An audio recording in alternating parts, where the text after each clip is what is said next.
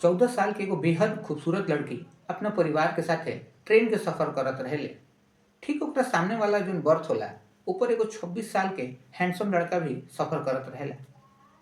हालांकि दोनों के एक दूसरा से नजर मिलला और सफर के दौरान ही दोनों एक दूसरा के पसंद करे लागल सन। मंजिल पर पहुंचला से पहले ही दोनों एक दूसरा से अपन इंस्टाग्राम के आईडी शेयर कर देला सन ताकि आगे चल के बात कर सको। लड़की अपना घरे चल जाले और लड़का वहां से 4400 किलोमीटर लगभग दूर चल जाला। अब इतना दूर पहुंचला के बाद दोनों के लगे सिर्फ सोशल मीडिया या फिर मोबाइल से ही बात करे के एगो ऑप्शन बचल रहेला। हालांकि बातचीत लगातार बढ़त जाला और दोनों एक दूसरा के काफी नजदीक आ जाला सन। हालांकि कुछ टाइम बाद ही बातचीत के दौरान लड़का के डिमांड धीरे धीरे बढ़त जाला। अब डिमांड यहाँ तक पहुंच जाला कि लड़का लड़की से कहला कि अब हम तारा से तभी बात करें जब तू हमरा सामने बिना कपड़ा के भी। सबसे चौंकाए वाला बात ई होला कि लड़की भी तैयार हो जाले और यह सिलसिला दिन पर दिन आगे बढ़त जाला। एक दिन लड़की लड़का के एगो चैलेंज करेले कि का तू हमेशा हमरा के कैमरा पर देखेला, का को वो हिम्मत बा कि हमरा घरे आके हमरा से मिल सक। लड़का इस चैलेंज के एक्सेप्ट कर लेला और वो तुरंत ही लड़की से मिले खातिर सफर पर निकल जाला। हालांकि ई ओकरा जिंदगी के आखिरी सफर साबित होला, काहे कि 2 या 3 दिन बाद लड़का के मर्डर हो जाला और ओकर बॉडी के एक दू ना बल्कि 17 गो अलग अलग टुकड़ा क के एने ओने फेंक दियल गए रहेला। जे मर्डर कैले रहेला उ ही कबो ना सोचले रहेला कि उ इतना जल्दी पकड़ल जाई, काहे कि ओकर जोन प्लानिंग रहेला उ बहुत ही तरीका से कैल गए रहेला। आदाब नमस्कार, हम अशरफ सोनू खान। आज की जोन ई सच्चा घटना बा ई बा छत्तीसगढ़ प्रदेश के कोरबा जिला के एगो थाना लागेला पाली थाना के एगो चौकी बा चेतमा। ओकरे गोपालपुर गांव के लगे एगो बागो डैम बा। बागो डैम के पास से ही एगो रास्ता गुजरेला। वही रास्ता से जब लोग आवे जाए लागेला तो 10 जुलाई 2024 के सुबह के लगभग 9:30 बजत रहेला और लोग के कुछ दुर्गंध आवेला। ई दुर्गंध लगातार बढ़त जाला। ए वजह से एगो आदमी ई फैसला करेला कि हम तनी जाके देख ली कि आखिर दुर्गंध आवत कहाँ से बा। जब आदमी ओइजा जाला तो वो एके बैग चिल्लाए लागेला डर के मारे। थोड़ा दूर भाग के वो एक दू लोग के पकड़ के कहेला कि होइजा इंसान के कुछ शरीर के हिस्सा फेंकल बा जो उनकी सड़ता उहे दुर्गंध करता। जैसे ये बात बाकी लोग सुनेला तो उहो लोग वहाँ जाके देखेला और धीरे धीरे वहाँ बहुत भीड़ इकट्ठा हो जाला। जब भीड़ इकट्ठा होला तो कुछ लोग ये भी कहेला कि हाँ हमरो 1-2 दिन से यहाँ महक आवत रहला। केहू कहेला कि हमरा 2 दिन से आवत रहला, केहू कहेला कि हमरा 3 दिन से महक आवत रहेला। लेकिन केहू भी ये बात अभी तक पुलिस के ना बतैले रहेला, काहे कि केहू के ओकरा ले शक ना भइल रहेला कि लाश है इंसान के। तो वो आदमी थोड़ा ही देर में पुलिस के लगे फोन कर देला। पाली थाना और चेतमा चौकी के पुलिस वहाँ पहुंच जाले। जिला के एसपी नेहा वर्मा भी भारी पुलिस बल के साथ ओइजा पहुंच जाली। अब ये बात पूरा जिला में आग के तरह फैल जाला कि बागो डैम के लगे जो रास्ता बा ओकरे किनारे के पास बहुत खराब स्थिति में इंसान के शरीर के टुकड़ा मिलल बा। पुलिस सब ई जांच में जुट जाले कि आखिर ये टुकड़ा ह केकर, ई जौन शरीर के हिस्सा बा कौना इंसान के ह। लाश के पास से एगो बोरा और एगो बैग मिलला। जब पुलिस वो बैग के जांच करेले तो शुरू में तो पुलिस के हाथ कुछ ना लगेला, लेकिन जो ओकर छोटा सा एगो साइड पॉकेट होला ओमे पुलिस के एगो आदमी के आधार कार्ड, ओकर पासपोर्ट और एगो प्लेन के टिकट मिलला। प्लेन के टिकट सऊदी से दिल्ली तक के रहेला और ई 2 जुलाई 2024 के रहेला। तो पुलिस ये सोचे लागेले कि सऊदी से दिल्ली तक तो ठीक बा कि ये आदमी मान लो सऊदी से दिल्ली तक आइल बा, लेकिन दिल्ली से ई एजा छत्तीसगढ़ के आ गइल बा। यह सर्च के दौरान जो डॉक्यूमेंट्स होला ओकर मदद से पुलिस परिवार से संपर्क करेले। परिवार के कुछ लोग ओइजा पहुंच जाला छत्तीसगढ़ में 1-2 दिन के बाद। और जो एड्रेस होला उ होला लोअर बाजार झारखंड रांची के। तो रांची के एगो आदमी छत्तीसगढ़ में पावल गई रहेला। ई बात जब वो परिवार वाले को पता चलला तो मोहम्मद तहसीन जो उनकी भाई रहलन उ बतावेलन कि हाँ ये हमार भाई मोहम्मद वसीम अंसारी के आधार कार्ड है, उनकरे पासपोर्ट है और उनकर उम्र 28 साल रहला और 2.5 साल से सऊदी अरब में प्राइवेट सेक्टर में जॉब करतला है। पर उनकर ये सब सामान एजा केंगा एकरा बारे में हमनी के कौनो पता नहीं के। हमनी के जान करनी आसान कि वो अभी सऊदी ही बाड़ा। तो जब ये बात पुलिस के बतावल जाला तो पुलिस वसीम के मोबाइल नंबर के सीडीआर और लोकेशन निकलवावेले। तो सीडीआर से पता चला कि के संपर्क में रहला हाल फिलहाल के दिन में वसीम के। तो ओकरा से भी पुलिस पूछताछ करेले। यही पूछताछ के दौरान एगो नाम सामने आवेला। एगो दोस्त पुलिस के बतावेला कि चेतमा के ही एगो लड़की से वसीम काफ़ी दिन से इंस्टाग्राम पे बात करत रहा है। तो जब ये बात पुलिस के पता चलला तो पुलिस लड़की के पास ओकरा घरे पहुँचे के कोशिश करेले।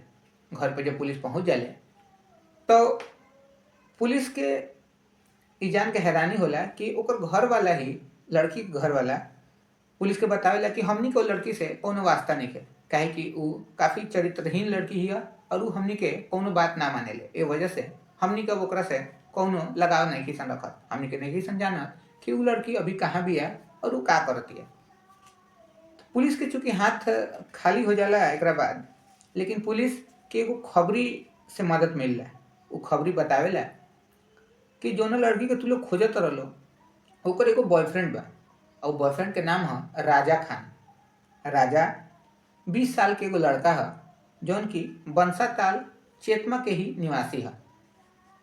जब इतना पुलिस के पता चलला तो पुलिस राजा खान के भी घरे पहुंच जाले।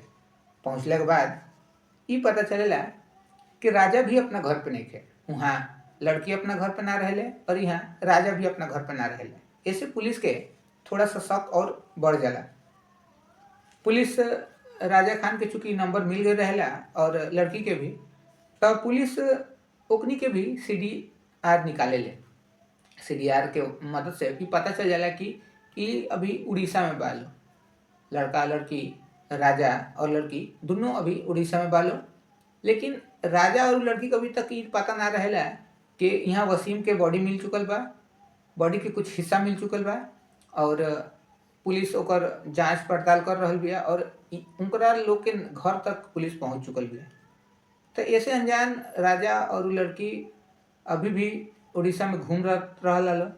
लेकिन तब तक पुलिस ओइजा पहुंच के उनका लोग के अरेस्ट कर लेले। गिरफ्तारी जब हो जाला तब लड़की बतावेले कि हाँ ये हमने के मर्डर कैले बानी सन और एके पीछे जौन कहानी बा ई पुलिस पूछेले। तब लड़की बतावेले कि रौकेला से रांची तक के एगो सफ़र करत रहेले लड़की 2021 में जब वो 14 साल के रहेले।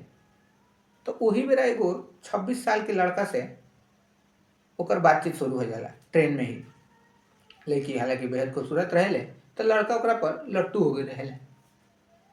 लड़की भी बातचीत की कोशिश करेले और लड़की अपन इंस्टा के जो आईडी होला इंस्टाग्राम के उ लड़का से शेयर कर देले। तो इंस्टाग्राम आईडी जब एक्सचेंज हो जाला एक दूसरा से तो दोनों के बात लगातार बढ़त जाला। यही बीच वसीम के जॉब सऊदी में लाग जाला और सऊदी अरब में उ काम करे चल जाला। हालांकि लड़की अगर कभी भी पैसा वैसा के कोई डिमांड करेले तो वसीम बिना पूछले वो लड़की के जितना वो मंगले रहे उतना पैसा भेज दियल करत रहला है। एने लड़की के एगो दूसर बॉयफ्रेंड भी रहला राजा खान। ये बारे में वसीम के कोनो जानकारी ना रहला। अगर कभी वसीम पूछ दिहन कि ई के ह जे तारा साथे फोटो में लौकता या फिर तू जेकरा से बात करत रहू तो लड़की बता देतलस कि हमार भैया लागी। एने भैया बताओ तलसिया और आखिर में वो ओकर बॉयफ्रेंड निकलेला। तो जब पैसा के कोनो डिमांड कइला पर तुरंत पैसा लड़की के मिल जात रहला और ये बात राजा खान के जब पता चलेला तो ओकरा मन में एगो प्लान आवेला। वो सोचेला कि एकरा मतलब वसीम तो बहुत ज़्यादा पैसा कमात हुई या फिर ओकर लगे तो बहुत ज़्यादा ही पैसा हुई। तो काहे ना ओकर सारा पैसा हमनी के एके साथे लेके कहीं दूर चल जाए, ताकि बार बार थोड़ा थोड़ा मांगे के झंझट खत्म हो जाए। ई प्लान लड़की के भी पसंद आ जाला। तब जाके लड़की राजा के एगो चैलेंज देले कि काहे तू हमरा से मिले हमरा घरे नहीं खाओ, एक बार जरूर आओ। एने वसीम के प्लान के बारे में कुछ पता ना रहेला और उ सोचलन कि उ जना लड़की से प्यार करतन उ लड़की उनकरा के मिले बुलावती है। यही लालच में उ सऊदी से दिल्ली आवेलन और दिल्ली बिना समय वेस्ट करे उ दिल्ली से छत्तीसगढ़ के ट्रेन पकड़ लेलन। सऊदी अरब से दिल्ली के जो दूरी बा ई 3225 किलोमीटर बा और दिल्ली से लड़की के घर तक के जो दूरी होला ई होला 1206 किलोमीटर के। तो उ लड़की से मिले खातिर 4431 किलोमीटर के सफ़र वसीम तय करेलन और मिले लगा उनकरा मौत।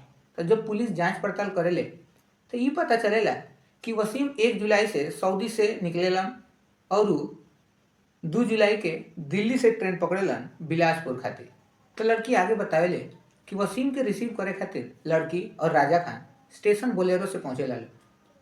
रिसीव कैला के बाद वसीम के राजा अपना घर के तरफ ले जाला। घरे पहुँचला पर बिना वक्त जाए किए राजा वसीम के गर्दन पर छुरा तान देला और उनका लगे जितना पैसा होला उ मांगे लागेला। वसीम के अभी तक तो कुछ समझ ना आवत रहेला कि उनकर साथे का होता, लेकिन जब छुरा उनका गर्दन लगे आ जाला तब वो चीखे लागेलन, खुद के बचावे खातिर मदद मांगे लागेलन। राजा एगो प्रोफेशनल कसाई के घर के रहेला तो उनकरा थोड़ा भी देर ना लागेला और वसीम के गर्दन धड़ से अलग कर देला। तो वसीम के मारला के बाद राजा उनकरा बॉडी के 17 गो अलग अलग टुकड़ा में काट देला और कुछ टुकड़ा के बैग में भरेला और कुछ टुकड़ा के एगो बोरा में भरेला। और प्लान ई होला कि जोन बागो डैम बा ओकरा अंदर जाके ये सब टुकड़ा फेंक दिए ताकि केहू के कुछ पता ना चले। लेकिन जब टुकड़ा फेंके राजा और वो लड़की गई रहे लो तब तक वहाँ गश्ती पर एगो पुलिस के गाड़ी घूमे लगेले। ये देखते ही दोनों जनी घबरा जाला लो और अभी शरीर के 2-3 गो टुकड़ा अंदर फेंकले रहे लो डैम में कि उनका लोग के वहाँ से भागे को पड़ जाला। बचल जोन बॉडी के हिस्सा रहेला उ लिया के वापस फ्रिज में स्टोर कर देला ताकि फिर जब मौका मिलो तो ये लोग वापस बॉडी के वो हिस्सा बागो डैम के तरफ ले जाके डैम में फेंक दे लो ताकि केहू के पता ना चलो। तो यही ना धीरे धीरे वसीम के बॉडी के सारा हिस्सा लड़की और राजा मिलके बागो डैम के पास फेंक दिलस लो। लेकिन उनका लोग के ई ना पता रहे कि बागो डैम के अंदर कुछ ही हिस्सा गइल बा, कुछ हिस्सा शरीर के डैम के बाहर ही रह गइल बा और उहे हिस्सा 8 तारीख से धीरे धीरे स्मेल करे लागेला, धीरे धीरे दुर्गंध देवे लागेला, जौना की वजह से आसपास के जो लोग होला जो रास्ता से आवत जात रहेला ओकरा लोग के ई दुर्गंध से परेशानी होके लागेला। तो तारीख होला अब 10 तारीख और स्मेल अब ज़्यादा बढ़ जाला। जब दुर्गंध ज़्यादा बढ़ जाला तो वो एगो इंसान जाके पास से देखे चाहेला कि आखिर यहाँ दुर्गंध आवत कौन चीज के बाद। तो जब वो देखेला कि एगो इंसानी शरीर के दुर्गंध ह तब जाके वो थाना में फ़ोन करेला और फिर पुलिस आके वहाँ के घटना संभाल लेले। तो पुलिस दोनों आरोपी के गिरफ्तार करके हवालात में डाल देला और वहाँ के जो एसपी होली नेहा वर्मा वो मीडिया से बात करे के दौरान ये भी बताइली कि सबसे पहले तो हमनी के लाश के डीएनए टेस्ट करम सन ताकि ऐसे क्लियर हो जाओ कि ये जो लाश बा ये वसीम के ही है कि और के ना। साथ में वो ये भी बतावेली कि जोन भी चार्जशीट और सबूत मिलल बा ऐसे हमनी के एगो बहुत मजबूत केस बनाएम सन और आरोपी के सख्त से सख्त सजा दिलवाएम सन ताकि समाज में एगो मैसेज जाओ कि ऐसा काम कैला का अंजाम बुरा ही होला। तो दोस्तों ये कहानी सुनैला का मतलब केहू के परेशान कैला हो ना ही केहू के दिल दुखावल हो। ये कहानी सुनला का मतलब तालो के जागरूक कैल हो कि केहू ऐसा आदमी के बहकावा में आके और अपना बिना परिवार के बतैले कहीं भी गई सही ना एक अंजाम का होला। ये कहानी से तालो के बिल्कुल समझ में आ गई है। तो मिली तालो से एगो नया क्राइम की वीडियो के साथ वीडियो देखे खातिर बहुत बहुत शुक्रिया।